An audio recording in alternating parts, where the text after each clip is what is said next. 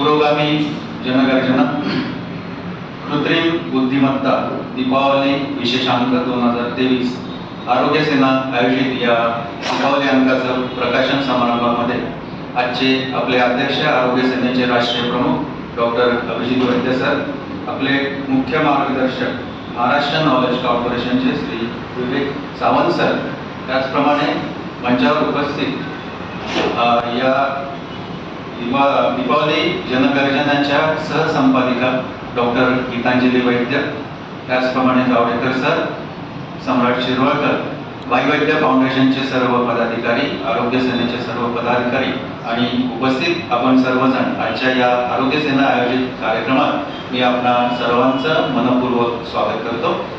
आपल्या नेहमीच्या प्रथेप्रमाणे आपल्या पाहुण्यांचं आपण या ठिकाणी स्वागत करूया. त्यांना पायबंद ग्रंथ देऊन मी आजच्या अध्यक्षांना विनंती करतो की त्यांनी आपल्या पाहुण्यांचं स्वागत.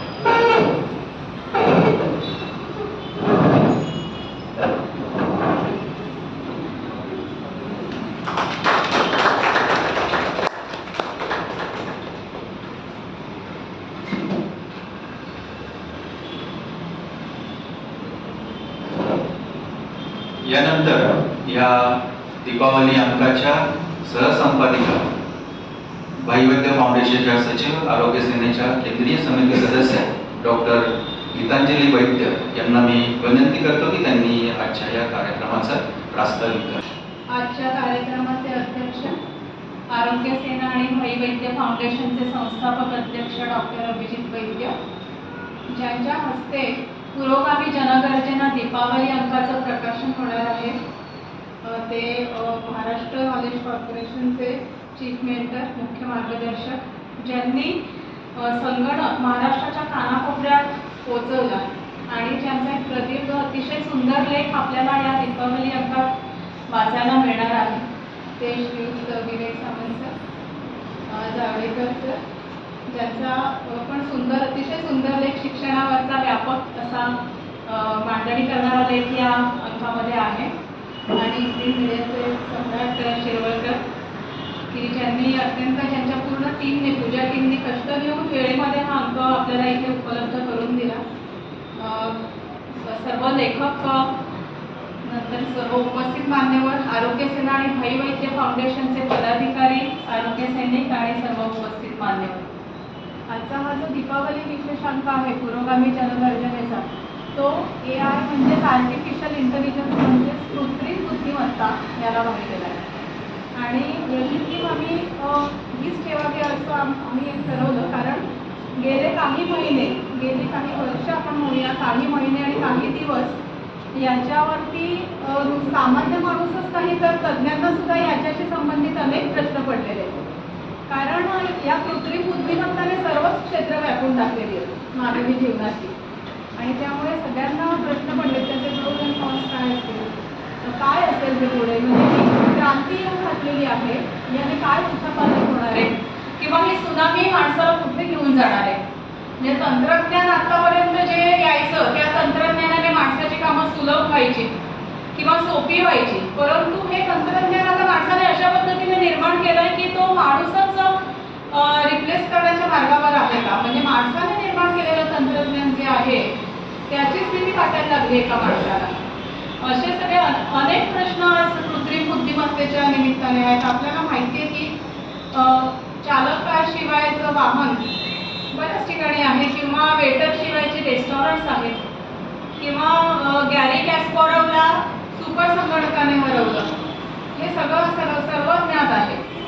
आणि प्रत्येक क्षेत्र आहेत, म्हणजे आता कला क्षेत्र आपण जर म्हणलं तर ते मानवी सर्जनशीलतेवर आपण असं म्हणू शकतो की मानवी सर्जनशीलता आणि कलेचा खूप जवळचा संबंध असतो, म्हणजे कला त्यातून सर्जनशीलतेतून निर्माण होते. पण हे कला क्षेत्र सुद्धा कृत्रिम बुद्धिमत्तेने व्यापून टाकलेले, म्हणजे आज संगणक जो AI प्रणीत संगणक आहे तो उत्तम चित्र काढू शकतो, उत्तम पेंटिंग्स काढू शकतो, पोर्ट्रेट्स बनवू शकतो, उत्तम स्क्रिप्ट लिहू शकतो, कविता लिहू शकतो. तुम्ही त्याला एखादा विषय दिला तर तुमच्या लक्षात येणार नाही की हे संगणकाने निर्माण केलेली कृती आहे की माणसाने केलेली आहे बरोबर पाहता. तर हे सगळं याच्यामध्ये पण याला खरंच सर्जनशीलता म्हणायचं का, कारण माणसाच्या मनामध्ये जो संकल्पना येत असते ती त्याला येईल का? आणि भावनांचं काय, मानवी मनातल्या भावनांचं काय, हे सुद्धा प्रश्न आहेत. म्हणजे मला म्हणजे अच्युत गोडबोलेच्या लेखातलं एक मला सांगावंसं वाटतं इथे की या चिमण्यांना परत फिरायला ही जी कविता आहे त्यातली, तर या चिमण्यामध्ये ही आपली लहान मुलं हे त्या संगणकाला कळेल का? आणि परत फिरामध्ये आर्तता सुद्धा त्या संगणकाला कळेल का? किंवा संत वाहते कृष्णमाईमधली कृष्णमाई ही एक नदी आहे हे त्याला कळेल का? हे तो बाई म्हणूनच त्याच्या अनुभवाने घेईल का? तर हे अनेक गुंतागुंतीचे प्रश्न आहेत, बरेच प्रश्न आहेत. म्हणजे आता इथे छोट्या प्रश्नांवर मांडणे शक्य नाहीये की असे अनेक प्रश्न आहेत की ज्याच्यावरती मानवी मग विचार करायला लागतो की हे काय आहे. पालकांना आज भीती वाटायला लागली की मुलांनी ChatGPT वापरून निबंध लिहिला तर त्याच्या सर्जनशीलतेचं काय होईल, किंवा शिक्षकांना भीती वाटायला लागलेली आहे की खरा कुठला निबंध आणि विद्यार्थ्यांनी स्वतः लिहिलेला कुठला आहे. तर असे अनेक प्रश्न आणि गुंत्याचे हे सगळे प्रश्न आहेत. तर याला उत्तर कशी काय मिळणार? तर बऱ्याच दिग्गजांनी याच्यामध्ये लेख लिहिलेले आहेत. मला सावंत सरांचं सांगावंसं वाटतं की भागीदारी मानवी आणि कृत्रिम बुद्धिमत्तेची, म्हणजे कृत्रिम बुद्धिमत्ता, अतिशय सुंदर लेख आहे. अनेक वाक्य त्याच्यातली माझ्या स्मरणात आहेत. तर कृत्रिम बुद्धिमत्ता कुठे वापरायला पाहिजे आणि मानवी बुद्धिमत्ता कुठे आणि कशी वापरायला पाहिजे हे खूप महत्त्वाचं ठरतं आणि त्याचा कसा वापर करायला पाहिजे. त्यांच्याच लेखातलं एक वाक्य मी इथे सांगू इच्छिते त्यांच्या परवानगीने. मानवी समाजाच्या हितासाठी दोन्हीची दोन्ही म्हणजे कृत्रिम बुद्धिमत्ता आणि मानवी बुद्धिमत्ता आणि टिकाऊ भागीदारी यशस्वी करणं अपरिहार्य. म्हणजे आता याच्यामध्ये अनेक जे प्रश्न आपल्याला पडतात की इथिक्सचं काय होणार, नैतिकतेचं काय होणार, तर निकोप भागीदारी असणं आवश्यक आहे. टिकाऊ भागीदारी यशस्वी करणं आपल्याला अपरिहार्य. आपण टाळू शकत नाही तंत्रज्ञान, आतापर्यंत माणसाला ते टाळता आलेलं नाहीये, परंतु त्याची भागीदारी कशा पद्धतीने आपण यशस्वी करू शकतो त्याच्यावरच सर्व मानवी समाजाचं हित आणि सर्व अवलंबून असतं. तसंच मला अजून एक वाक्य माझ्या स्मरणात, याची अनेक वाक्य आहेत अर्थात, म्हणजे की आपण वाचायलाच ते कृत्रिम बुद्धिमत्तेच्या महाप्रवाहांना विरोध करण्याऐवजी त्यावर स्वार होऊन त्याचा समुचित वापर करणे उचित ठरेल. अत्यंत सुंदर आहे हे पण वाक्य की त्याचे हे अनेक महाप्रवाह आहेत, एक नाही. ChatGPT आहे, अजून कित्येक आहेत. त्याचा गैरवापर पण होतो, आपण बघतोय. पण त्याचा समुचित वापर करणं आणि त्याच्यावर स्वार होणं, म्हणजे त्याच्या कया न जाता त्याला आपल्या कंट्रोल नियंत्रण न येते, आपण त्याचं नियंत्रण कशा पद्धतीने चांगल्या पद्धतीने करतोय का हे सर्व लक्षात घेणं अत्यंत महत्त्वाचं ठरतं. तर असे अनेक लेख ह्याच्यामध्ये खूप चांगल्या पद्धतीने दिग्गजांनी मांडलेले आहेत. जावडेकर सरांचा शिक्षणावरचा लेख पण अत्यंत व्यापक आणि सुंदर आहे की याने खरंच मूल्य वाढणार आहे का, त्याने गुणवत्ता वाढणार आहे का. त्यांनी आकडेवारीसह खूप चांगल्या पद्धतीने खूप मांडलेलं आहे ते त्याच्यामध्ये. तर हे सगळे जे काही ज्या गोष्टी आहेत त्या सगळ्या प्रत्येक अंगाने त्याचा विचार करून त्याच्यात मांडलं गेलेलं आहे. मला सहसंपादक म्हणून काम करताना अत्यंत आनंद वाटला, कारण माझा अनेक दिग्गजांशी माझा संवाद साधला गेला. आणि मला डॉक्टर म्हणाले की आता तू याचं हे त्याचं जे काय आहे एडिटोरियल ते तू लिही त्याचं. तर मी म्हटलं की नाही, ते सरांचंच वैशिष्ट्य आहे, त्यामुळे त्यांना म्हटलं की हे तुमचंच एडिटोरियल याच्यामध्ये आलं पाहिजे जे काही आहे ते. आणि ते सरांचं इतकं सुंदर त्याच्यामध्ये मानवनिर्मित बुद्धीचा माणसाशीच संघर्ष, त्यातला जो विक्टर आहे त्या पद्धतीने असा माणसाने निर्माण केलेली हे काही तंत्रज्ञान आहे का की जो माणसाला गिळंकृत करायला निघाला आहे, पण नाही त्याचा वापर कशा पद्धतीने होतोय ते महत्त्वाचं आहे. अमेरिकेहून पण खूप जणांनी लेख दिलेले आहेत, इंग्रजीमध्ये लेख आहेत ते, म्हणजे क्विक रिस्पॉन्स सर्व्हिसेस आणि हेल्थकेअर आणि AI वरती लेख आहेत आणि ते तसेच्या तसे इंग्रजीमध्ये आम्ही छापायचं ठरवलं. आणि मी हे सर्व जेव्हा सम्राटनी पाठवलं तेव्हा म्हणजे लगेच अख्खा अंक नजरेखालनं, म्हणजे एक लेख वाचले होते, परंतु जेव्हा अख्खा अंक ज्यावेळेला मिळाला PDF फाईल त्याची, तर मी लगेचच कळलं की अत्यंत दर्जेदार अंक असा झालेला मला वाटतोय. त्याची मांडणी उत्कृष्ट आहे, त्याचं सर्वच उत्कृष्ट आहे. खूप चांगल्या पद्धतीने ते वेळेमध्ये आपल्या पूजा टीमने सगळं कष्ट घेऊन अतोनात कष्ट घेऊन पूर्ण आणलेलं आहे. त्यामुळे मी त्यांचे मनापासून इंडियन मीडिया आणि पूजा टीमचे आरोग्य सेना आणि सातत्याने असे वैचारिक हे मासिक चालवत आहे. आणि याची डिजिटल प्रत या प्रकाशनानंतर सर्वांना विनामूल्य उपलब्ध होणार आहे. मला असं वाटतं की मला वाटत नाही की कुठला असा दिवाळी अंक असेल की जो विनामूल्य असा वितरित होत असेल डिजिटल कॉपी. आणि जाहिरातीशिवाय फारशा जाहिराती नसलेला हा अंक आहे आणि कुठल्या पण म्हणजे फक्त हितचिंतकांच्या पाठिंब्यावरती हे चाललेलं आहे. तर हा अंक आपल्याला नक्की आवडेल असं मला वाटतंय आणि ती आपल्याला दिवाळीची एक मेजवानी ठरेल असं मला नक्की वाटतंय. आपल्या सर्वांना दिवाळीच्या शुभेच्छा देऊन सांगते. मी मान्यवरांना विनंती करेल की या दिवाळी अंकाचं प्रकाशन त्यांनी करावं.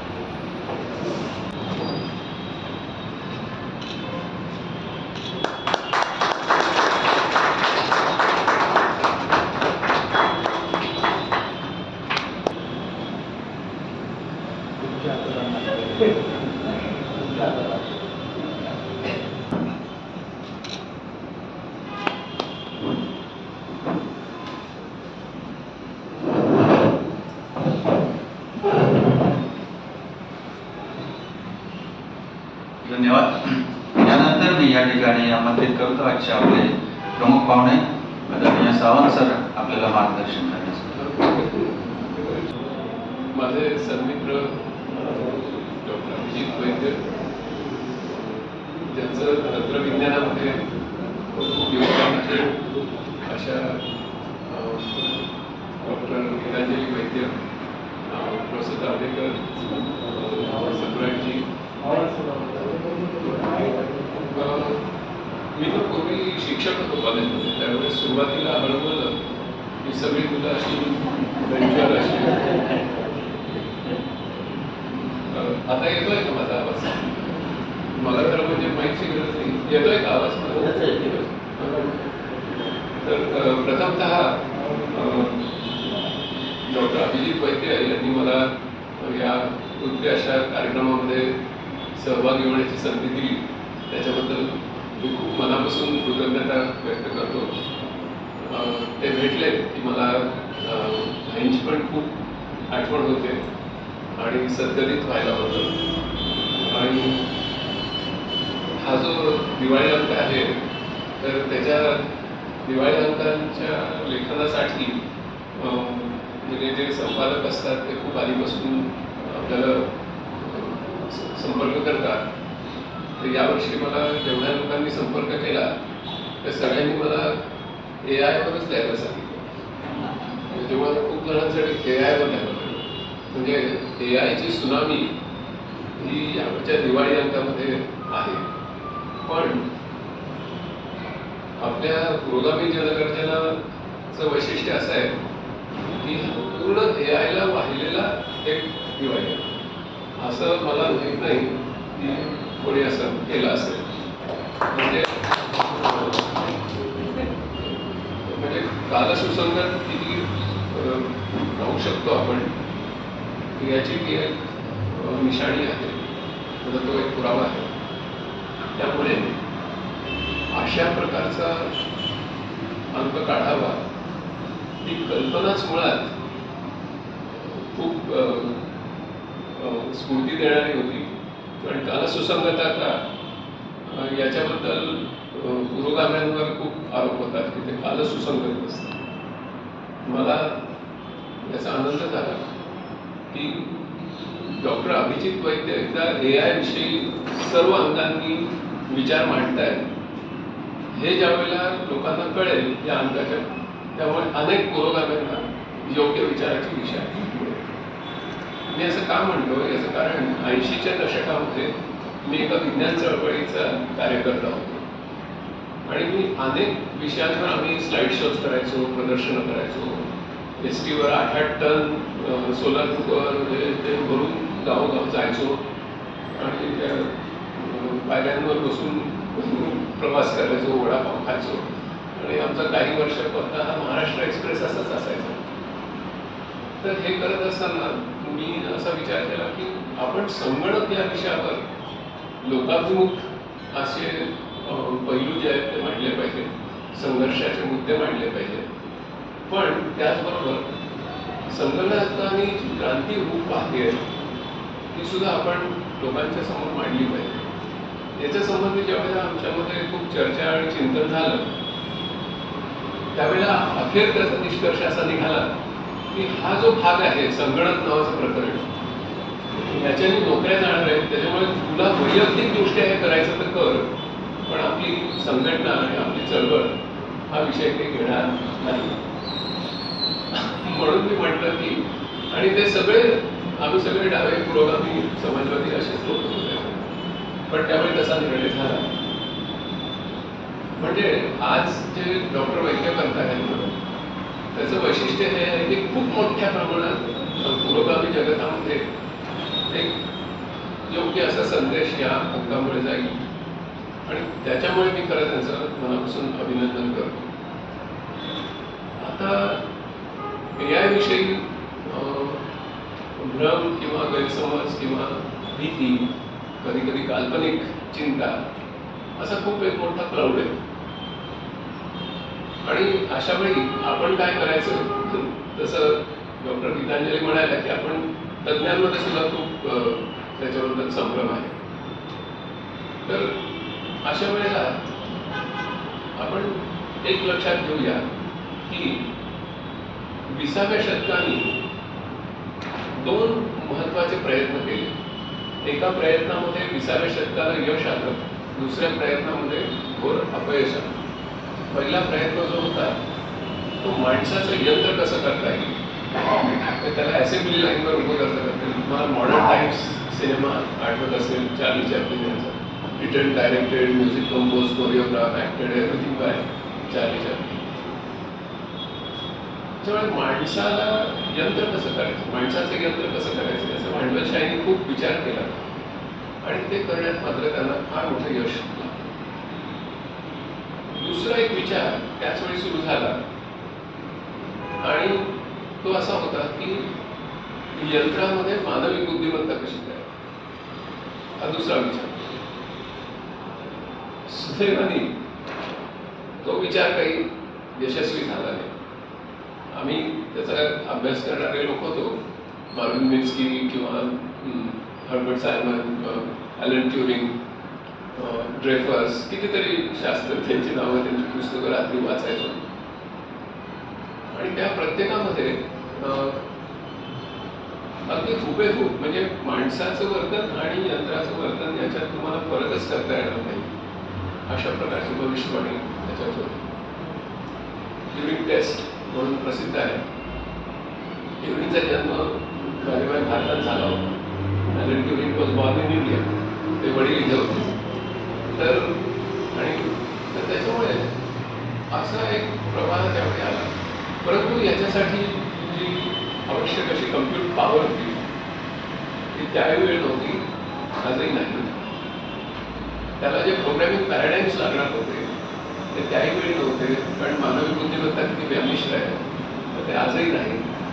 आणि तिसरी गोष्ट म्हणजे आपण यंत्रातून तयार करत असलेली बुद्धिमत्ता ही मानवी बुद्धिमत्तेची हुबेहूब प्रतिकृती आहे असं जे गृहीतक होतं तेच मुळामध्ये बेस्टेस होतं. याचं कारण ज्या गोष्टीची तुम्हाला कॉपी करायची त्या गोष्टीचं पूर्ण आकलन तुमच्याकडे असावं लागतं. मी कधी परीक्षेत कॉपी केलेली नाही, पण कॉपी करणारे मुलं बघितली, त्यांच्याकडे पूर्ण उत्तरं रेडी असेल मग त्याची कॉपी करेल. त्याच्यामुळे तेही तिसरं कारण आहे की ज्यामुळे 20व्या शतकाने हे स्पष्ट केलं की मानवी बुद्धिमत्तेचं पूर्ण यंत्रामध्ये आविष्कार आपल्याला करता येणार नाही. आणि मग 21व्या शतकाने जी वेगळी दिशा घेतली ती खूप महत्वाची आहे. ती अशी की मग मानवी बुद्धिमत्तेला मानवी बुद्धिमत्तेचं काम करू द्या आणि कृत्रिम बुद्धिमत्तेला कृत्रिम बुद्धिमत्तेचं काम करू द्या. मी सहसा कृत्रिम बुद्धिमत्ता हा जो शब्दप्रयोग आहे हा माझ्या दृष्टीने तंत्रविज्ञानाच्या दृष्टीने तो चुकीचा आहे. याचं कारण याची कॉपी म्हणजे कृत्रिम, पण खरं त्याचं स्वरूप त्यापेक्षा मूलतः भिन्न असल्यामुळे त्याला मी न मानवी बुद्धिमत्ता असं म्हणतो. कारण ती मानवी बुद्धिमत्तेसारखी नाहीच. मानवी बुद्धिमत्ता एखाद्या समस्येचं आकलन आणि त्याचं सोडवणूक ज्या पद्धतीने करते त्या पद्धतीने करत नाही. अगदी छोटंसं उदाहरण तुम्हाला द्यायचं तर तुम्ही सगळेजण अगदी स्मॉल डेटा सेटवर महत्त्वाचे निर्णय आयुष्यामध्ये घेता. पण फुटपाथवरून एक स्त्री आपल्या लहान मुलीला उजवीकडे धरून चाललेली आहे आणि मागून AI चालवत असलेली एक वाहन येणार आहे. ही मुलगी कधीही फुटपाथवरून उडी मारू शकते. अशा वेळी गाडीचं काय करायचं याचा निर्णय घेण्यासाठी AIला अक्षरशः दशलक्षावधी व्हिडिओजचा कॉर्पस द्यावा लागतो. आणि त्याच्यावर जवळजवळ 1 लाख लोक काम करत आहेत की जे फक्त डिसिजन त्यावेळी आम्ही काय घेऊया सांगतायत आणि त्या बिग डेटाचं अनालिसिस करून त्याच्यावरून मग त्या अनालिसिसवरून मशीन लर्निंग, त्याच्यावरून अल्गोरिथम्स आणि त्याच्यावरून इंटेलिजन्स अशा 4 स्टेप्स आहेत. It requires large data sets. अशा कितीतरी गोष्टी मी सांगेन तुम्हाला. परंतु त्याच्यामुळे आपल्यासमोर आता जो अजेंडा निर्माण झाला आहे विशेषतः पुरोगामी विश्वासमोर तो असा आहे की माणसाची तद्दन गुणवैशिष्ट्य काय, माणसाची व्यवच्छेद अशी गुणवैशिष्ट्य, मानवी बुद्धिमत्तेची व्यवच्छेद गुणवैशिष्ट्य काय आणि ती कशी फुलतील हा अजेंडा समोर ठेवतो. म्हणजे माणसाचा अधिक सुसंस्कृत असा माणूस कसा होईल आता त्याला आपल्याला भाव आहे आणि यंत्राचं अधिक योग्य असा भागीदार म्हणजे तो कसा होईल या दिशेने त्याचा प्रयत्न करणं. तर दोन्ही प्रयत्नांचं एक वैशिष्ट्य आहे की ज्या वेळेला तुम्हाला जसं ताई म्हणाल्या की कलाकृतीबद्दल की ती माणसाने केली आहे ते यंत्राने केली आहे हे तुम्हाला शोधणं अवघड जातं. पण त्याच्यातली आतली गोष्ट अशी आहे की जितकी ती माणसाने केली असं तुम्हाला वाटतं तितकी ती अधिक नमानवी असते. ओके, कारण की इतकं प्रोसेसिंग झालेलं असतं, इतकं डीप लर्निंग झालेलं असतं आणि म्हणून ती मानव जसं करू शकेल त्याच्या जवळ जाऊन पोहोचते.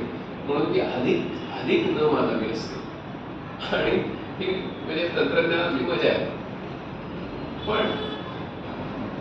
त्याचं दुसरं वैशिष्ट्य असं आहे की जर माणसं निसर्गदत्त अशी त्यांची जी मानवी गुणवैशिष्ट्य आहे ही जर शरणागती पत्करतील आणि यंत्रासारखी वागू लागतील तर यंत्र त्यांची ही कामं नक्की हिरावतील.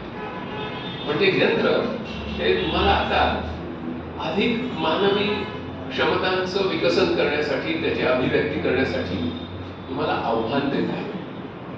आणि त्यामुळे शिक्षणाचा तो अजेंडा असला पाहिजे. जावडेकर सर आता आहेत म्हणून बोलतो, शिक्षणाचा हा अजेंडा असला पाहिजे की आम्ही अधिक सुसंस्कृत, अधिक सर्जनशील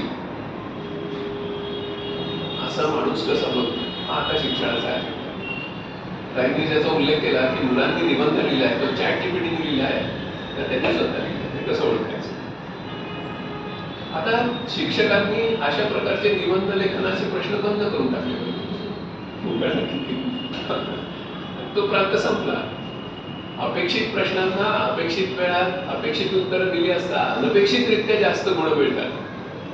हा प्रकारच बंद झाला पाहिजे. कारण गुण हे गुणवाचक शब्द आहे पण तो आम्ही शिक्षणामध्ये संख्यावाचक केला. किती गुण मिळाले, कोणते गुण विकसित झाले याचं प्रगती पुस्तक येतच नाही. तुला येतं का बेटा? तुझं नाव काय? तुझं नाव काय? सारा. तुझ्या प्रगती पुस्तकामध्ये तुझे कोणते गुण गेल्या 6 महिन्यात विकसित झाले असं लिहिलेलं असतं का फक्त मार्क दिलेले असतात?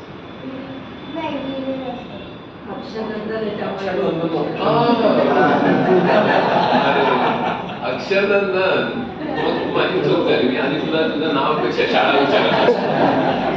अक्षरनंदन मध्ये म्हणजे मी पण अक्षरनंदनचा पालक आहे त्याच्यामुळे मी सांगतो की खूप महत्वाची गोष्ट AIचा विकास होण्याच्या पूर्वी अक्षरनंदन म्हणजे अक्षरनंदनचं प्रगती पुस्तक हे मी स्वतः लिहिलेलं आहे. 2 भाग असायचे. या बाजूला शाळेचे शिक्षक लिहायचे कोणते गुण विकसित झाले आणि उजव्या बाजूला डाव्या बाजूला पालक लिहायचे की कोणते गुण विकसित झाले, काय काय वर्तनात बदल झाले हे मी लिहायचो. आणि मी ते अजून सगळी माझ्या मुलाची प्रगती पुस्तकं जपून ठेवलेली आहे.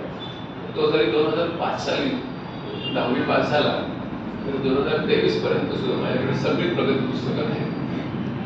तर सांगायची गोष्ट ही की इतका मूलभूत बदल झाला की शिक्षणामध्ये, आणि फार छान झालं की एआयने त्यांच्यावर सूडच उभवलं.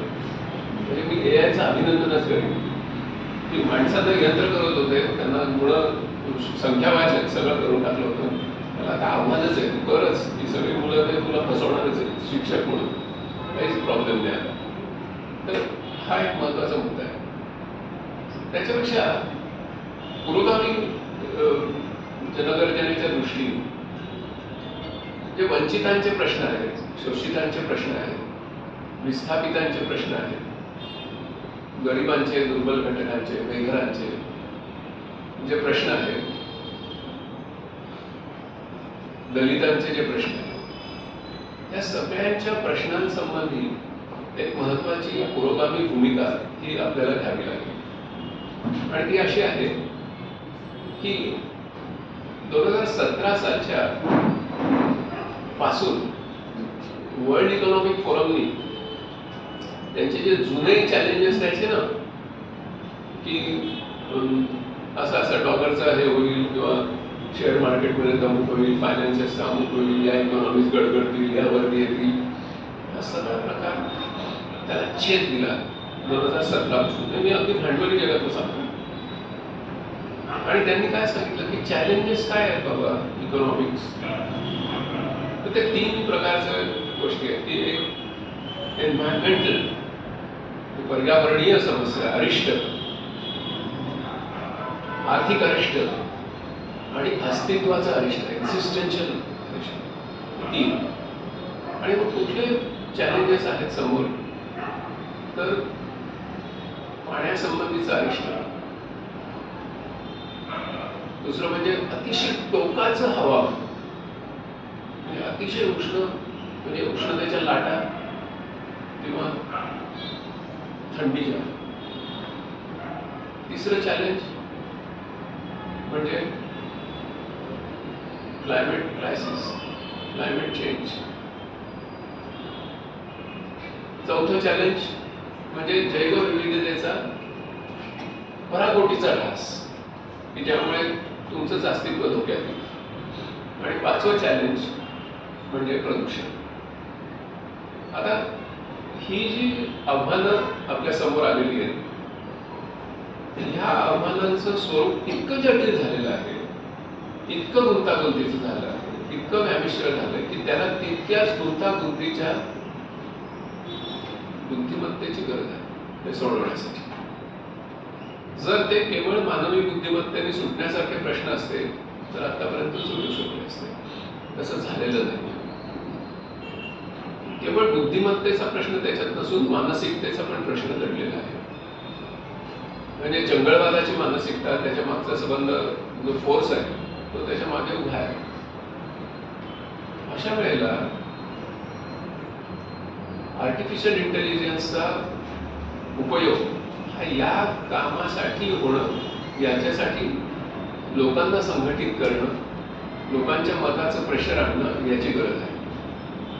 ना की त्याचा उपयोग तुमच्या कलाकृती वगैरे, म्हणजे ज्याला आम्ही आमच्या क्षेत्रामध्ये असं म्हणतो की एका चळवळीची गरज आहे की डिझाईन फॉर अदर 90%. जगातले 10% जे लोक आहेत त्यांच्यासाठी 90% शास्त्रज्ञ आणि तंत्रविज्ञानाचे लोक काम करतात, आणि जगातल्या 90% लोकांसाठी 10% लोक. तर डिझाईन फॉर अदर 90% ही आता खरी गरज आहे. आणि या दिशेने काही खूप आशादायक असे प्रयोग चालू आहेत. एकाचा उल्लेख मी माझ्या लेखामध्ये केला आहे की सिंगल यूज प्लास्टिक ची समस्या इतकी आकराळ आहे की 1000 वर्ष लागतील ते डिकम्पोज व्हायला, असं म्हणायचं. ज्यावेळेला AI मध्ये हा प्रश्न घेतला गेला तर आता त्यांनी इतके एक्सपेरिमेंट केले इन सिलिको, म्हणजे सिलिकॉनवर. आणि सिलिकॉनची पॉवर काय होती आता, तर या वर्षाच्या शेवटी पर्यंत किंवा पुढच्या वर्षाच्या मध्यापर्यंत आपला जो लॅपटॉप आहे $1,000 $1,000चा लॅपटॉप, त्याच्यामध्ये आपल्या ब्रेनमध्ये जेवढी कम्प्यूट पॉवर आहे तेवढी आपण देण्यामध्ये यशस्वी होणार. Moore's law is still intact. म्हणजे 10⁻16 सायकल्स, 10 पेटाफ्लॉप जेवढी पॉवर. म्हणजे आता याच्यामध्ये जी पॉवर आली आहे, आणि मी का सांगतोय तर जटिल प्रश्न सोडवण्यासाठी लोकांचं प्रेशर जर आलं तर ती पॉवर इज अवेलेबल, त्या दृष्टीने मी म्हणतोय. याची किंमत ही आम्ही जो सिडॅकमध्ये असताना सुपर कम्प्युटर बांधला तर त्याच्या 1000 पट साईज कमी झाली, 1000 पट त्याची किंमत कमी झाली. पॉवर किती वाढली तर 10 लाख पट पॉवर. आम्ही त्यावेळेला सुपर कम्प्युटर बांधला तर वॉशिंग्टन पोस्टने पहिल्या पानावर आमची बातमी छापली होती की India also joins the select league of super computing nation. पहिल्या पानावर वॉशिंग्टन पोस्टला बातमी. आम्ही कुछ नाही पॉवर त्याच्या 1 power as come on this. Okay, 25 वर्षांनी काय घडणार आहे, आपली सारा ज्या वेळेला मोठी होईल त्यावेळी काय घडणार आहे, तर त्यावेळेला पृथ्वी तलावर असलेल्या सर्व मानवांच्या मेंदूची जी पॉवर आहे ती त्याच $1,000च्या एका लॅपटॉपमध्ये आहे. आणि this is a very clear prediction आहे, याच्यात काही गडबड नाही. असं असताना कुठल्या प्रश्नांना प्राथमिकता द्यायची हे आपल्या समोरचं आव्हान असणार आहे. आणि त्याच्यामुळे हे जे 5 प्रश्न आहेत जे आपल्या अस्तित्वालाच धोका निर्माण झालाय, त्याला तुम्ही कसं प्राथमिकता देणार हा प्रश्न आहे. त्याच्यामुळे सिंगल यूज प्लास्टिकचा प्रश्न घेतला गेला आणि मग नवीन एन्झाईम सापडलं. मानवी बुद्धिमत्ता नव्हतं सापडलं. मानवी बुद्धिमत्ता आणि कृत्रिम बुद्धिमत्ता यांची योग्य भागीदारी झाल्यामुळे ते सापडलं. आणि आता सिंगल यूज प्लास्टिक हे 1 आठवड्यामध्ये डिकम्पोज होतं. याचा अर्थ असा नाही की आता हजारो पटीने जास्त सिंगल यूज प्लास्टिक वापरावं. मानसिकतेचा पण प्रश्न आहे. पण एक महत्वाचा जैवविविधतेवरचा संकटाचा प्रश्न सुटू शकतो. पाण्याचा जो प्रश्न आहे तो इतका जटिल आहे की 2025 पासून निम्म्या पृथ्वीवर पाण्याची प्रचंड अशी स्केर्सिटी सुरू होणार आहे. आणि त्याच्या आत्ताच आपल्याला दिसू लागले. यावर्षी आपल्या धरणामध्ये 80% पाणी आहे. तुम्ही वेळेला वाचता आणि तरी आपण बसाबस नसतो. पण इतक्या नवीन नवीन एआयच्या टेक्नॉलॉजीज होत आहेत. तो आज माझा विषय नाही, मला मोह होईल ते बोलायचा. पण इतक्या टेक्नॉलॉजीज म्हणजे एक नुसतं तर ऑमनी प्रोसेसर म्हणून एक टेक्नॉलॉजी तयार होते. त्याच्यामुळे मानवी विष्ठेतून पुन्हा पाणी बाहेर काढणं आणि ते पेय करणं आणि त्याचबरोबर त्या विष्ठेतून ते पाणी काढत असताना त्याच्यानी विद्युत निर्मिती करणं आणि ते पाणी काढत असताना त्याच्यातून राखेची निर्मिती करणं आणि तिचा उपयोग खतासाठी. असे कितीतरी नवीन नवीन प्रयोग हे एआयमुळे शक्य झाले. पाण्यासंबंधी तर इतके प्रयोग आहेत, इतके नवीन नवीन टेक्नॉलॉजीज एआयमुळे सिद्ध झाल्या आहेत आणि त्या कमर्शियल झाल्या आहेत की आपण आर्टिफिशियल इंटेलिजन्समुळे गरीबात गरीब आफ्रिकन देशातल्या लोकांची पाण्याची समस्या सोडवू शकतो. वॉटर ग्रीड सारख्या टेक्नॉलॉजीजनी आपल्या कोरडवाहू जे क्षेत्र आहे महाराष्ट्राचं, ज्याच्यामध्ये आता मराठा आरक्षणाचं आंदोलन होतं, ते कोरडवाहू शेतीच्या अरिष्ठामधून निर्माण झालेलं आहे. तर तिथे प्रोटेक्टिव्ह इरिगेशन आपल्याला अगदी वेगळ्या पद्धतीने देता येणं शक्य आहे आणि मोठ्या प्रमाणात पाणी वाचवणं शक्य आहे. 700 कोटी लोकांना 350 बिलियन गॅलन्स पाणी लागतं रोज. ते कसं उपलब्ध करून द्यायचं हे पृथ्वीच्या स्केलवरचे प्रॉब्लेम अमर्याद अशा मानवी सहकार्यातून सुटणार आहे आणि त्याच्यासाठी ही भागीदारी अत्यंत आवश्यक आहे. शेवट करताना मी असं म्हणेन की जसं आमच्या एरियामध्ये डीप लर्निंग, डीप थिंकिंग सगळे शब्द आम्ही सारखे वापरत असतो.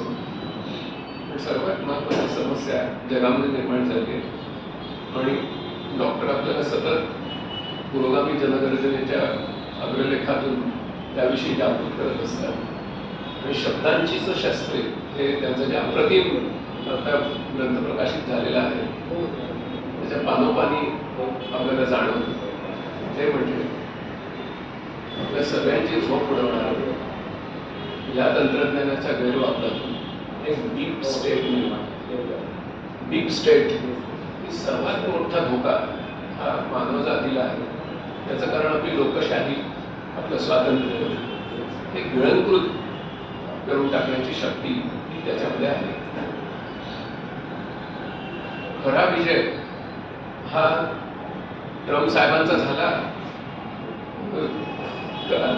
एआयचा झाला हे आज माहिती नाही अमेरिकन नागरिकांना कशामुळे ते जिंकले. त्याच्यामुळे डीप स्टेट विषयी जर आपल्याला जागरूक व्हायचं असेल तर पुरोगामी जनगर्जनासारख्या अनेक प्रयत्नांची गरज आहे की ज्याच्यातून ह्या तंत्रज्ञानाचं लोकशाहीकरण होईल. ह्या तंत्रज्ञानाचं लोकशाहीकरणातून नियमन होईल. तसं न्यूक्लिअर एनर्जीचं नियमन होत आहे, जसं औषधांच्या क्षेत्रामध्ये नियमन होतं तसं याही तंत्रज्ञानाच्या बाबतीत लोकशाहीकरणातून नियमन होणं ही खूप मोठी गरज आहे. जर लोकशाही जर संबंध पृथ्वीतलावर लोकशाही निर्माण झाली खरी म्हणजे सहभागी लोकशाही तर मग आपला 300 वर्षांचा इतिहास आपल्याला असं सांगतो की दोन लोकशाही राष्ट्रांमध्ये गेल्या 300 वर्षात कधीही युद्ध झालेलं नाही आणि त्यामुळे आपल्याला जास्तीत जास्त जगातल्या जी डेस्टिट्यूट नेशन्स निराधार राष्ट्र तिथपर्यंत लोकशाही कशी रुजेल आणि लोकशाही कशी दृढमूल होईल ह्याच्यासाठी सुद्धा एआयच्या मदतीने प्रयत्न करायला पाहिजे. त्याच्यामुळे लोकशाही देशातल्या एआय मधल्या तंत्रवैज्ञानिकांनी समाजाचा रेटा त्यांच्यावर येऊन सत्याग्रही एआय ची निर्मिती केली पाहिजे. ही दिशा आपल्याला पुरोगामी जनगर्जना सारख्या प्रयत्नातून मिळू शकते. मला आज इथे आपण बोलवलं इतका वेळ तुम्ही खूप चिकाटीने आणि खूप पेशन्स ठेवून उदाहरणांतकरणाने माझे विचार ऐकून घेतले त्याबद्दल तुमचे सगळ्यांचे मनापासून आभार मानतो. आणि मी माझ्या भाषणामध्ये साराच्या पिढीला म्हणजे जनरेशन अल्फाला न्याय देऊ शकलो नाही कारण इथे बहुमताचं वय फार वेगळंच आहे आणि फार थोडे लोक बसलेले त्या जनरेशन अल्फासाठी मी कधीतरी वेगळं बोलीन कारण त्यांच्यासाठी पण खूप काही बोलायचं आहे. परंतु मी इथे तुमच्या सगळ्यांचं पुन्हा एकदा आभार मानून थांबतो. वेळेची मर्यादा मी ओलांडली त्याबद्दल संयोजकांची क्षमा. धन्यवाद सर. अतिशय मौल्यवान माहिती आम्हाला आपल्या भाषणातून मिळालेली आहे. यानंतर मी या ठिकाणी आमंत्रित करतो आजच्या आपल्या कार्यक्रमाचे अध्यक्ष डॉक्टर अभिजित वैद्य सर यांना. आरोग्य सेनेच्या पुरोगामी जनगर्जनाच्या कृत्रिम बुद्धिमत्तेला वाहिलेल्या दिवाळी विशेषांकाच्या प्रकाशन समारंभाचे प्रमुख पाहुणे आणि महाराष्ट्रामध्ये त्या अर्थानं संगणक क्रांती घडवून आली व्यक्ती, जो संगणक तळागाळापर्यंत पोहोचवणारी व्यक्ती, ज्यांनी डॉक्टर राम ताकवले जे आरोग्य सेनेचे विश्वस्त होते शेवटपर्यंत. त्यांचं बोर्ड धरून असं म्हटलं तरी अतिशयोक्ती होणार नाही. हे सगळं घडवलं असे विवेक सावंतजी. या अंकाच्या सहसंपादिका प्राध्यापक डॉक्टर गीतांजली वैद्य, जे आता शिक्षण क्षेत्राकडून कॉर्पोरेट क्षेत्राकडे गेले. अखिल भारतीय समाजवादी शिक्षण हक्क सभेचे कार्याध्यक्ष प्राध्यापक शरद जावडेकर आणि आपण सर्व उपस्थित. प्रथम मला पूजाच्या संपूर्ण टीमचं, ज्याचं मुख्य नेतृत्व सम्राट शिरवळकर हे करत असतात, मनापासून अभिनंदन केलं पाहिजे. अत्यंत देखणा असा हा अंक आपल्या हातामध्ये दिलेला आहे. संपादक म्हणून संपादकीय लिहिण्याचंच काम मी फक्त करतो. त्या पलीकडे काही मला लक्ष घालावंच लागत नाही, हे मला मान्य केलं पाहिजे. आणि सातत्याने गेली जवळजवळ आता 10 वर्ष पूर्ण होती हा अंक पुढे जात राहिला. या अंकाचं अजून एक वैशिष्ट्य म्हणजे जसं पुणेरी माणूस सांगतो ना की आमची कुठेही शाखा नाही, तसं आमच्या अंकात जाहिराती नाही. ज्या जाहिराती आहेत त्या सगळ्या आरोग्यसेवेच्या उपक्रमांच्या जाहिराती आहेत, हे लक्षात घेतलं पाहिजे. त्याचबरोबर सातत्यानं या अंकामध्ये अत्यंत दर्जेदार लिखाण करणारे सर्व लेखक, त्यात आज डॉक्टर नितीन हांडे आलेले आहेत, डॉक्टर वंदनाताई आलेले आहेत. आणि या अंकाचं सौंदर्य आणि बाकीची सर्व रचना आणि या सगळ्या गोष्टी पाहणारे श्री मिलिंद जोशी आलेले आहेत. या सगळ्यांचं फार मनापासून मला अभिनंदन केलं पाहिजे. खरं तर संपादकीय गीतांजली लिहावा असा माझा आग्रह स्वाभाविकपणे होता, कारण त्या सहसंपादक. पण तिने हट्टच धरला की ते संपादकीय मीच लिहिलं पाहिजे आणि नेहमीप्रमाणे मी माघार घेऊन टाकली. माझ्या बोलण्यातला खोच त्यांना लक्षात आली असेल आणि शेवटी पुन्हा लेखणी हातात घेतली. म्हटलं यावेळेला एकदा थोडी विश्रांती मिळेल आपल्याला याला, कारण दुसऱ्या खूप गोष्टी चाललेल्या होत्या. शस्त्र हातात घेतली. शस्त्र हातात घेतली. अंकामध्ये अनेकांनी फार सुंदर लिखाण केलेलं आहे आणि मुख्यतः विवेक सावंत, जावडेकर, अच्युत गोडबोले आणि अनेकांनी विविध विषयांना ज्या पद्धतीने हात घातलाय. आमचा तरुण कला क्षेत्रातला अनिश प्रभुणे यांनी चित्रपट माध्यम आणि AI असा विषय हाताळलेला आहे. अमेरिकेतून खरं तर अजूनही काही लेख येऊ घातले होते, पण उशीर झाल्यामुळे आम्हाला ते थांबण्याशिवाय दुसरा पर्याय नव्हता आणि ते इंग्रजीत आहे तसेच ठेवावेत असा सम्राटचा सल्ला आम्ही मान्य केला आणि ते तसेच ठेवले. त्याचं मराठी भाषांतर करण्याचे आम्ही भानगड पडलो. कृत्रिम बुद्धिमत्तेवर हा स्वतंत्र अंक काढावा आणि तो दिवाळीचा विशेष अंक काढावा, हे आमच्या मनात येण्याचं एक फार महत्वाचं कारण असं आहे की लोकशाही समाजवादाच्या मूल्यांमधलं एक अत्यंत महत्वाचं मूल्य हे विज्ञान निष्ठा आहे आणि तो प्रामाण्यवाद आहे.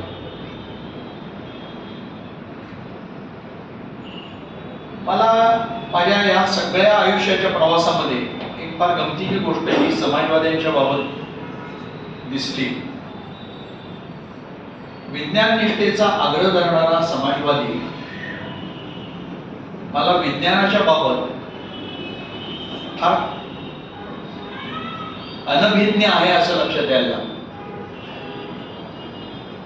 माझं हे विधान कदाचित अनेकांना लागणारं असू शकेल, पण त्याची फार मोठी पार्श्वभूमी.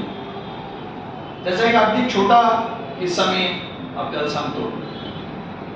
संगणक येऊ घातलं, तो कसा येणार आहे, नक्की काय आकारात असणार आहे हे थोडं थोडं दृश्य दिसायला लागलं.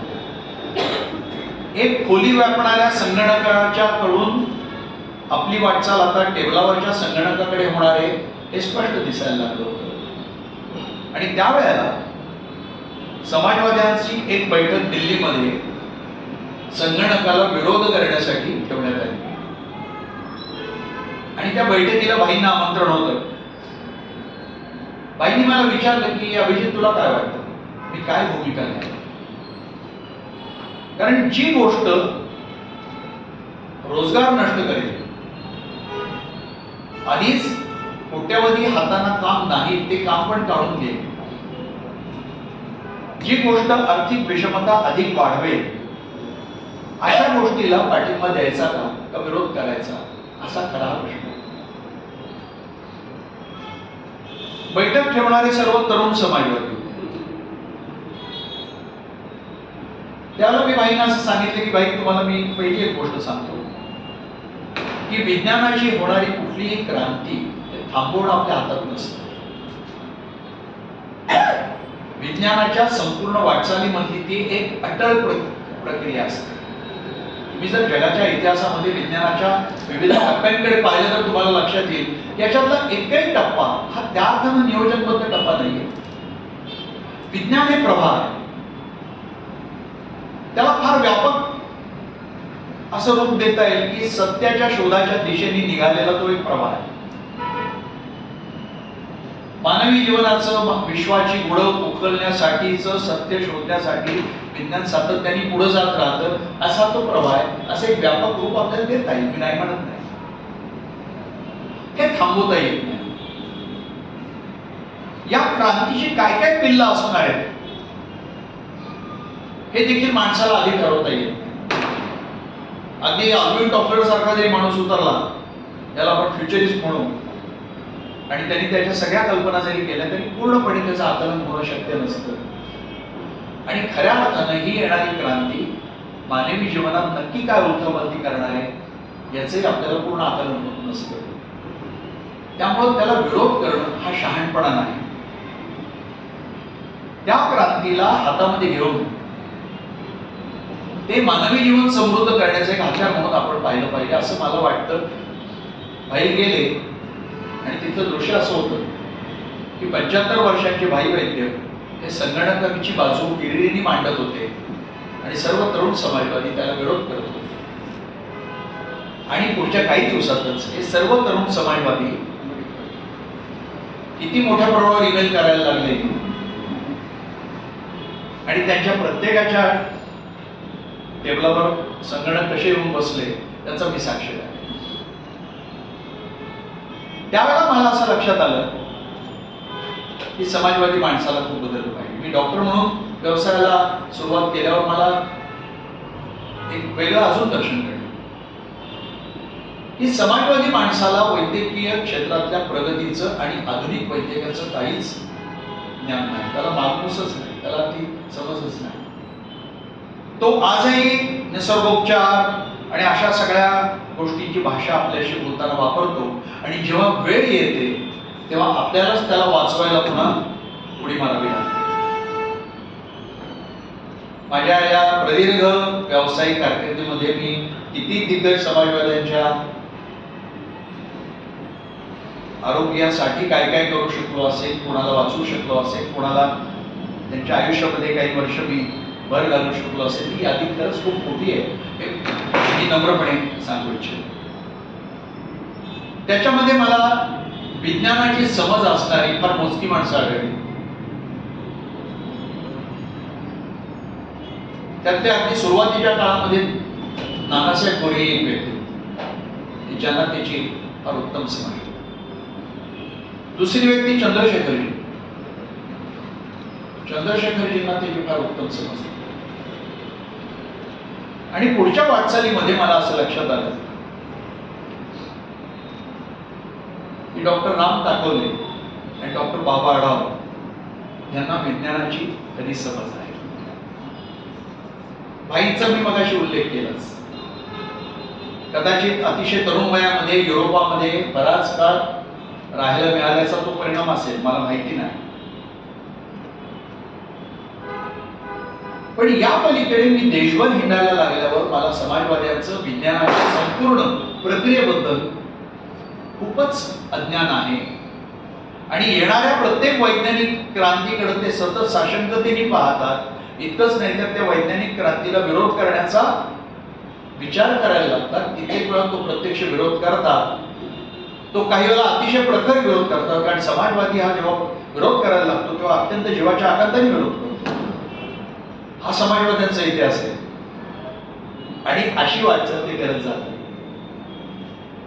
आणि या सगळ्या पार्श्वभूमीवर मी स्वतः संपूर्ण समाजवादी परिवारात आणि समाजवादी युवजन सभेचा राष्ट्रीय अध्यक्ष म्हणून 6 वर्ष मी देशाच्या कानाकोपऱ्यात हिंडलो. त्याच्या आधीच्या जवळजवळ 1.5-2 दशकांपासून मी आरोग्य सेनेसाठी देशाच्या कानाकोपऱ्यामध्ये हिंडत होतोच.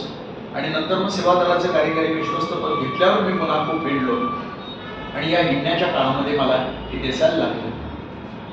आणि समाजवादी माणसाला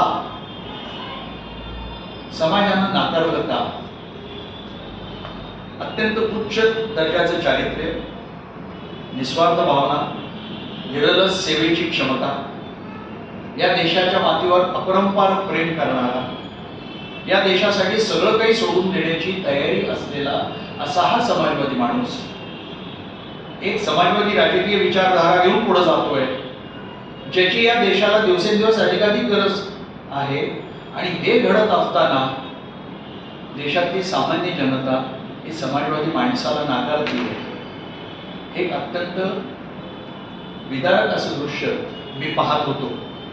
आणि ते पाहत असताना मला जी अनेक कारणं दिसली, त्यातल्या बाकीच्या कारणांचा इथे मी ओवापोह करणार नाही. त्याच्यातलं मला हे एक कारण दिसलं की समाज बदलतोय, अनेक वैज्ञानिक क्रांत्या घडतायत, अनेक वैज्ञानिक क्रांत्या सर्वसामान्य माणसाचं आयुष्य बदलून टाकतायत. 97 साली मी इस्रायलमध्ये जेव्हा गेलो तेव्हा मी मोबाईल पहिल्यांदा पाहिला आणि तिथे सर्वसामान्य माणसाच्या हातामध्ये मोबाईल होता. माझ्या मनात आलं की अरे हा मोबाईल माझ्या देशात कधी येईल? पुढच्या 2 वर्षात तो आला. पुढच्या 10 वर्षात तो अगदी मोलकरणीच्याही हातामध्ये आला, रस्त्यावरच्या कष्टकऱ्यांच्या हातात. निरक्षर मोलकरणी तो मोबाईल अत्यंत सहजपणे वापरायला लागले. पुढच्या काही दिवसांमध्ये असं लक्षात आलं की ते आता व्हॉट्सअपचा स्टेटस बिटस आपल्या फोटो टाकून बदलायला लागले. म्हणजे याचा दुसराही असा अर्थ की विज्ञान जेव्हा बदलत जातं तेव्हा अनेक वेळा अतिशिकलेल्या लोकांना, अतिशहाण्या शब्द मी वापरत नाही, अतिशिकलेल्या लोकांना असा प्रश्न पडतो की अरे ही गोष्ट सर्वसामान्य माणसाला कशी झेपेल, त्याला ती कशी वापरता येईल.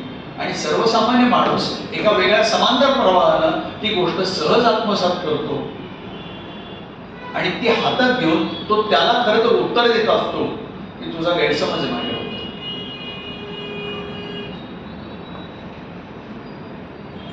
केवळ यासाठी आम्हाला असं वाटलं की येऊ घालणारी आता एक क्रांती जी आहे ती म्हणजे कृत्रिम बुद्धिमत्ता, रोबोटिक्स, यंत्रमानवशास्त्र आणि मशीन लर्निंग.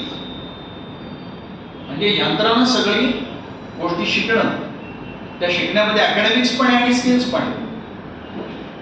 याला ट्रिनिटी म्हणलं तरी हरकत नाही. ख्रिश्चन धर्माचा आधार हा ट्रिनिटी आहे. म्हणजे देव, त्या देवाचा प्रेषित आणि चैतन्य, ही ट्रिनिटी काही आहे का? आणि मग हे सगळं जे येऊ घातलेलं आहे हे थांबवता येणारच नाहीये. आणि जणू काही हा आता बाटलीतला राक्षस तयार केला जातोय आणि हा सुटला तर राक्षस तयार करण्याच्या हातातनं तो सुटून जाईल आणि ज्यांनी तयार केलं त्याचाच तो गळा उद्या घोटेल. इतक्या नकारात्मक रीतीने आपण याच्याकडे खरंच पाहण्याची गरज आहे का असं वाटायला लागलं. आणि म्हणून असं वाटलं की आता आपण कृत्रिम बुद्धिमत्ता या विषयाला वाहिलेलाच एक स्वतंत्र अंक याला काढला पाहिजे. हा अंक म्हणजे काही संपूर्ण या विषयाची मांडणी असा दावा कोणीच करणार नाही. हा विषय किती व्यापक आहे आणि किती अंगांनी तो लिहिता येऊ शकतो. पण निदान या निमित्ताने आम्ही एक चालना देण्याचा प्रयत्न केला आहे. आणि त्याच्यातला सगळ्यात महत्वाचा मुद्दा म्हणजे जी संघटना गेले 28 वर्ष लोकशाही समाजवादाचा विचार घेऊन काम करते, वैद्यकीय विज्ञान हातात घेऊन लाखो लोकांवर चिखलात, पुराच्या पाण्यात कोसळलेल्या कड्यांवर या सगळ्या माझ्या सैनिकांच्या बरोबर आम्ही त्या वैद्यकीय ज्ञानाच्या मदतीनं लाखो लोकांवर उपचार करतो. त्या आरोग्य सेनेसारख्या संघटनेनं या अंकाच्या रूपानं पुन्हा समाजवादी विचाराला विज्ञानाशी जोडण्याचा एक नम्र प्रयत्न केला असं म्हणलं तर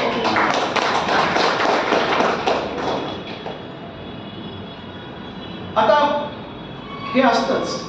आइन्स्टाईनने जेव्हा एक समीकरण जन्माला घातलं तेव्हा त्या समीकरणातूनच अणुबॉम्ब तयार होईल हे त्याला खूप नंतर लक्षात आलं. आणि तो अणुबॉम्ब तयार करणारा ओपनहायमरची त्याची कशी भेट झाली हे नुकत्याच आता आलेल्या चित्रपटामध्ये हॉलिवूडच्या आपण सगळ्यांनी पाहिलं. पण म्हणजे म्हणून आइन्स्टाईनचं हे जे समीकरण आहे हे समीकरण घालणं ही कृतीच चुकली असं म्हणता येत नाही. आणि म्हणून विज्ञानाला रचनात्मक कार्याकडे न्यायचं का? माणसाचं जीवन अधिक समृद्ध करण्याकडे न्यायचं का? पृथ्वी तलावरचं दुःख, दैन्य, दारिद्र्य, विषमता, विविध आजार, विविध व्याधी हे सगळं दूर करण्यासाठी त्या विज्ञानाची क्रांती आपल्याला वापरायची का त्या विज्ञानाची क्रांती विध्वंसासाठी वापरायची, हे माणूस ठरवतो. म्हणजे आज कृत्रिम बुद्धिमत्ता ही जर हुकुमशहांच्या हातामध्ये गेली, दहशतवाद्यांच्या हातामध्ये गेली आणि संपत्तीची प्रचंड हाव असणाऱ्या अदानी अंबानी सारख्या उद्योगपतींच्या हातामध्ये गेली तर काय घडेल? हो, हा एक निश्चित प्रश्न आहे. हा प्रश्न नाही असं मी म्हणणार नाही, पण याच्यावर उत्तर कोण माणूस शोधू शकतो हे तेवढंच करायचं. माणसाच्या बुद्धीची तेवढी ताकद निश्चित आहे. म्हणजे हे जरी खरं असलं की लाखो कोट्यावधी माणसांची बुद्धिमत्ता एका छोट्या योग वाचणाऱ्या संगणकामध्ये जरी येणार असली तरी माणसाच्या बुद्धीला काही अशा गोष्टी दिल्या गेलेल्या आहेत ज्याला विवेक बुद्धी आहे. फार मोठा महत्वाची गोष्ट आहे. माणुसकी, दया, करुणा. आता या सगळ्या गोष्टी जर आपण यायला देऊ शकलो तर विवेक सावंतांच्या स्वप्नातला सत्याग्रही आहे अवतरण तो पृथ्वीवर येईल. फार सुंदर कल्पना त्यांनी मांडली. पण ही कल्पना युटोपियन कल्पना मानायची, काही सत्यात आणण्यासाठी आपण प्रयत्न करायचा, केवळ एक स्वप्नरंजन मानायचं की मानवी जीवन अधिक चांगलं करण्याचं का ते प्रत्यक्षात आणायचं हे माणसाने ठरवायचं. आणि इथं माणसाला ते विवेक बुद्धी मदत करते, पण विवेक बुद्धीला विज्ञानाच्या ज्ञानाची जोड लागते. हा एक अत्यंत महत्वाचा मुद्दा जो मी समाजवादी परिवारात वावरत असताना माझ्या लक्षात येते. म्हणजे विज्ञानाच्या ज्ञानाची काहीही जोड नाही, विज्ञानाची समज नाही आणि त्याच्याकडे विवेक बुद्धी असेल तरी देखील ते अपुरं आहे आता येणाऱ्या जगामध्ये. आता हॉलिवूडनी कृत्रिम बुद्धिमत्तेचं फार विदारक चित्र रंगवलं.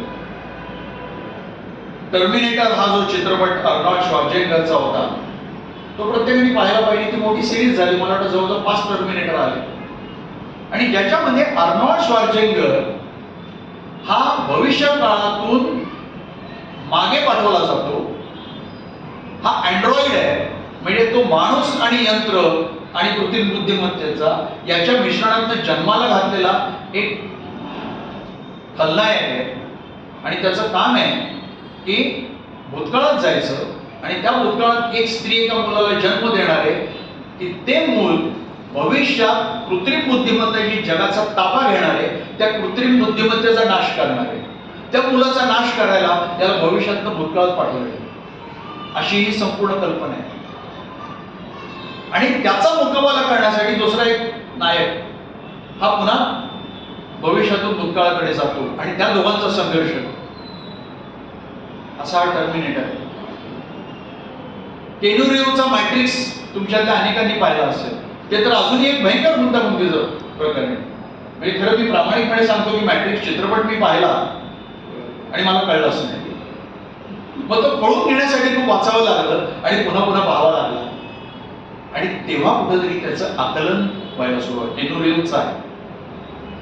मॅट्रिक्स ही तर संपूर्ण आर्टिफिशियल इंटेलिजन्सचीच कल्पना आहे की ती कशा पद्धतीनं माणसांना काबीज करत जाते. आणि आत्ता टीव्ही सिरियल आलेली आहे, तुम्ही सगळ्यांनी ती आवर्जून पाहिली पाहिजे. तिचं नाव आहे वेस्ट वर्ल्ड. ते तर अफाट सिरियल. एक अम्युजमेंट पार्क आहे, एक करमणुकीचं प्रचंड मोठं डिस्ने वर्ल्ड वगैरे असतं ना, तसं अम्युजमेंट पार्क तयार केलं गेलेलं आहे एका कंपनीकडनं, जे अतिश्रीमंतांसाठी आहे.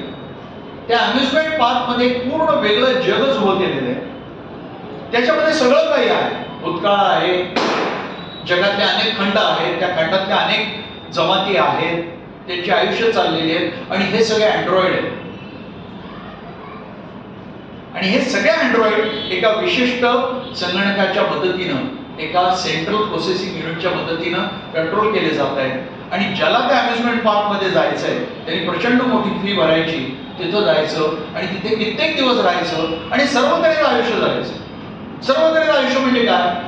एक गमतीचं उदाहरण म्हणून सांगतो. किंवा अफजल खान तिथं आहे, त्या अफजलखानाचा वध तुम्ही करू शकता.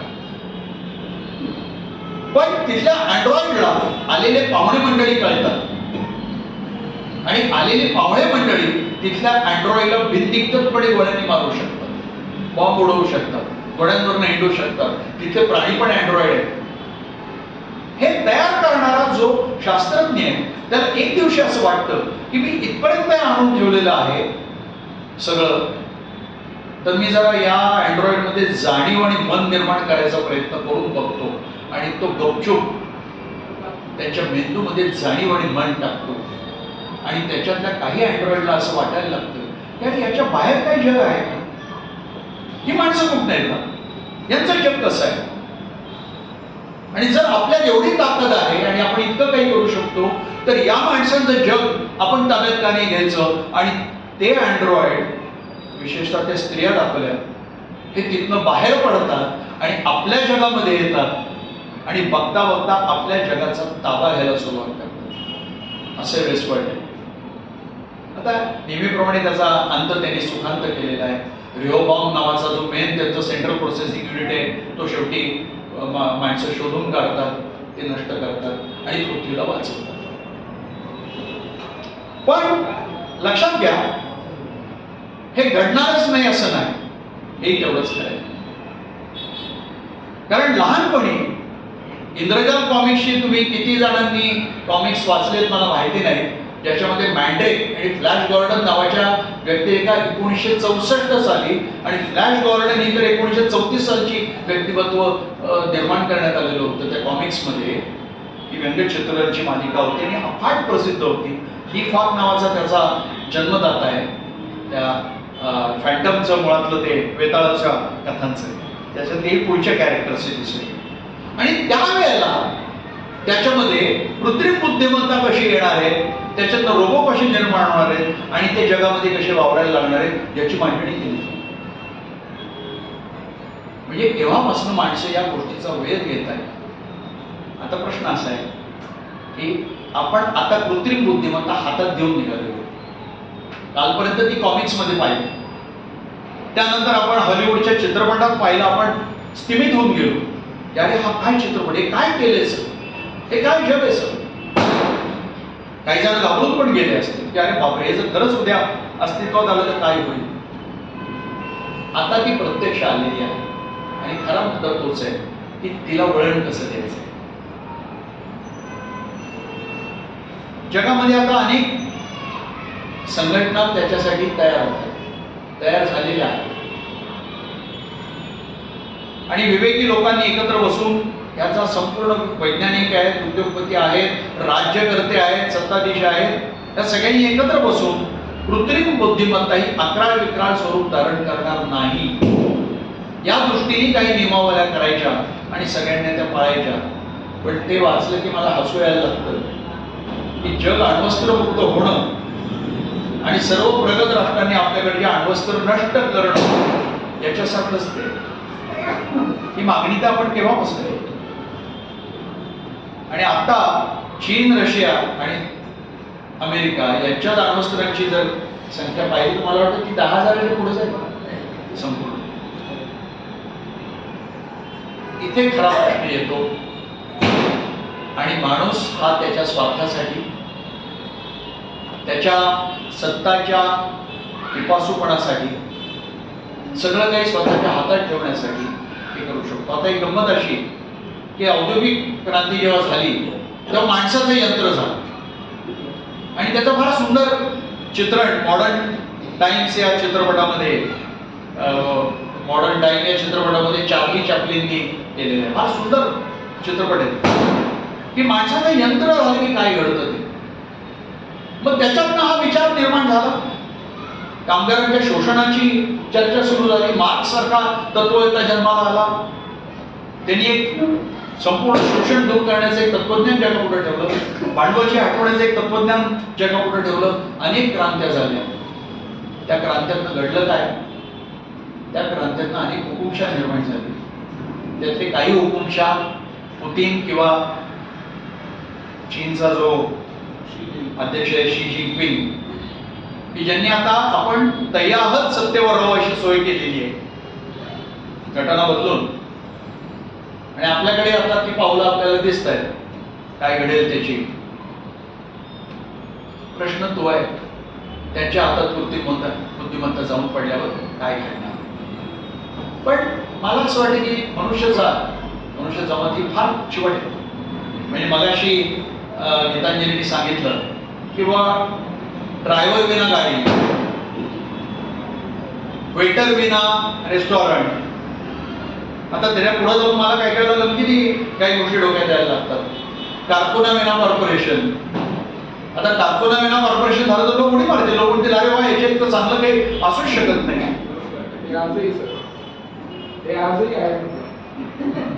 हो म्हणजे आहे, म्हणजे कारकून आहे पण तो तिथं नाही, तो खुर्चीवर नाही, पण तो तुमचं भवितव्य ठरवतोय. तुम्हाला तुमच्या निर्णयांसाठी तिथं पैसे द्यावे लागते. तो बरे तिकडं कॅन्टीन मध्ये जाऊन चहा पीत बसलेला असेल दिवसभर. आता लोकांना भीती वाटायला लागते. मग उद्या माणसाविना पृथ्वी होणार की काय, त्याच्यातनं अंतिमताई वाटचाल आपली तिथं होणार की काय. हे होणारच नाही असं नाही. मी माझ्या संपादकीच्या शेवटी नॉम चॉम्स्कीचं एक फार सुंदर त्याचं खरं तर ते फार मोठं लेख येतो, तो सगळा लिहिणं शक्य नव्हतं. त्यात त्यांनी म्हटलेलं आहे की हे खूप कधीतरी नंतर, हजारो वर्षानंतर घडण्याची शक्यता राहील. मला असं वाटतं की हेच खूप आशादायक आहे. हे जे काय आता एक डिस्टॉपियन चित्र, डिस्टॉपियन जगाचं, म्हणजे एका पूर्ण उद्ध्वस्त जगाचं, किंवा ज्याला पोस्ट ॲपोकॅलिप्टिक वर्ल्ड असं म्हटलं जातं, म्हणजे जग नष्ट होऊन पुन्हा निर्माण होतं आणि तेव्हा एक भयानक अनास्था, अनावृत्ती असं जग असतं. अशा तऱ्हेचं चित्र कृत्रिम बुद्धिमत्ता जग ताब्यात घेऊन निर्माण करेल अशी एक भावना आपल्या मनामध्ये येते. चॉम्स्की सारखा माणूस सांगतो की चिंता करू नका, हे घडणार नाही, चुकून मग घडलं तर ते हजारो वर्षानंतर घडेल. मला असं वाटतं की माणसानं विज्ञानावरची निष्ठा आणि विवेक बुद्धी या दोघांची जोड त्याला दिली तर हे निश्चित घडणार नाही. आणि कदाचित मानवी जीवन अधिक बदलून टाकण्यासाठी तुम्ही अनेक गोष्टींचा उल्लेख केला. शेतकऱ्याचं आयुष्य आहे, कष्टकऱ्याचं आयुष्य आहे, शेतमजुराचं आयुष्य आहे, कामगाराचं आयुष्य आहे, खाणकामगाराचं आयुष्य आहे. संपूर्ण शिक्षण क्षेत्र भारतासारख्या देशामध्ये कदाचित आपल्याला अधिक तळागाळापर्यंत शिक्षणाची गंगोत्री नेता येईल.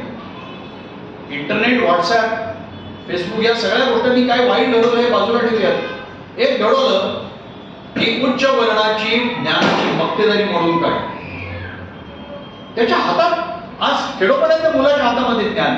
तो इंटरनेट सर्च करून तो कुठल्याही विषयावर बोलतोय. एकेकाळी त्याला हे उपलब्धच नव्हतं, त्याला ऍक्सेस नव्हता, तो पोचू शकत नव्हता त्या ज्ञानापर्यंत.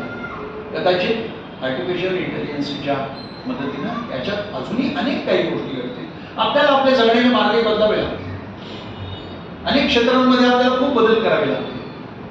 वैद्यकीय क्षेत्रामध्ये तर आम्ही अपेक्षा करतोय की फार काही चमत्कार घडेल. कित्येक व्याधींवर आम्हाला विजय मिळवता येईल. कित्येक गोष्टी, कित्येक शस्त्रक्रिया ह्या दूरनियंत्रित पद्धतीनं अत्यंत उत्तम रीतीने, अधिक प्रिसिजन ज्याला म्हणतात, म्हणजे अचूकपणे आपल्याला करता येते. वाईटही गोष्टी करू शकतो, मी नाही म्हणत. कारण काही वैज्ञानिक हाही प्रयत्न करतात की माणसाच्या मेंदूमध्ये चिप्स बसवायचे. हाही प्रयत्न चालतो. याचं वाईट गोष्टींचं उत्कृष्ट सिरियल आहे ती म्हणजे ब्लॅक मिरर नावाची. तुम्ही सगळेजण ती आवर्जून बघा. ब्लॅक मिरर नावाची जी सिरियल आहे ती संपूर्ण या वैज्ञानिक क्रांत्या आणि विशेषतः कृत्रिम बुद्धिमत्ता माणसाचं जीवन हे किती वाईट करणार आहे याच्यावरची. पण हा फक्त एक नकारात्मक बाजूचा भाग झाला. सकारात्मक बाजू खूप आहे आणि त्याच या निमित्ताने, या अंकाच्या निमित्ताने पुढे आणण्याचा आम्ही आमच्या परीने प्रयत्न केला. आजच्या कार्यक्रमाला तुम्ही सगळे खूप, दिवाळी असू नये आणि कदाचित तुम्हाला सगळ्यांना दिवाळीच्या खूप तयाऱ्या डोक्यावर असतानाही तुम्ही सगळेजण इथे आला. मला वाटतं की हा दिवाळीचा फराळच आहे आम्हाला. आणि कदाचित हा संपूर्ण हॉल आमच्या प्रमोद दळवी, त्यांच्या पत्नी, सहकारी या सगळ्यांनी जेवढा छान आज सजवलं आहे ते कदाचित आपल्याला दिवाळीचा फराळ देतील अशी आशा व्यक्त करते. सगळ्यांच्या समोर येते. आज या ठिकाणी सगळेजण आले, सगळ्यांचे मनपूर्वक आभार. आणि आता ह्याच्यानंतर दिवाळीच्या फराळ आहे असं दरवेळी सांगितलेलं आहे, तेव्हा दिवाळीच्या